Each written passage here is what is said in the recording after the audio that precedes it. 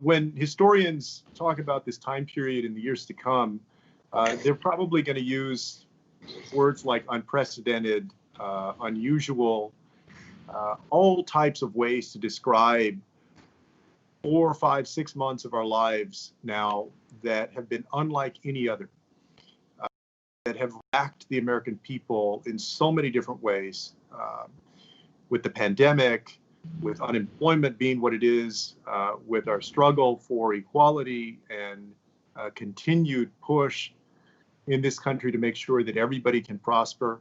And, as Jonathan mentioned, with a potential wave of evictions like we've never seen before.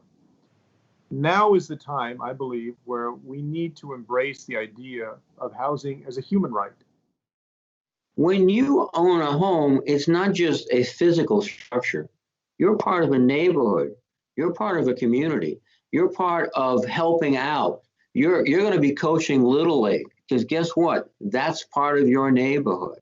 And if you're not, if you're moving night to night or week to week, you can't participate that way. So it's both a very fundamental economic, but it's a very fundamental civic, social, cultural value that we have to preserve. We need a systemic solution. You know, the health people would say health will solve it, education would say education will solve it, housing people say housing will solve it.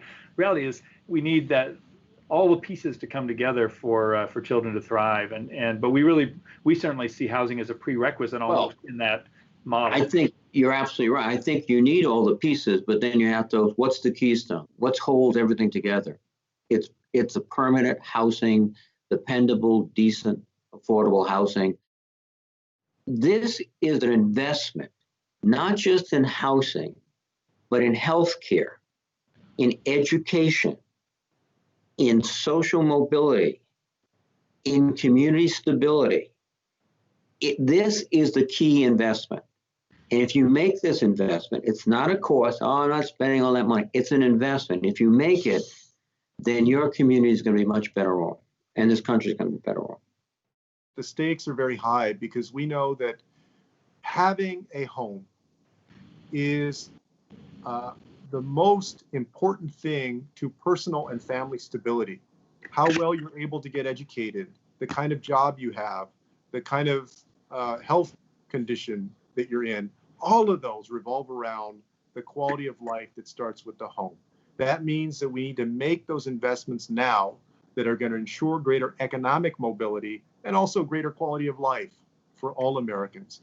I'm glad that Habitat for Humanity and Senator Reid are right at the forefront of making that happen. Keep it up.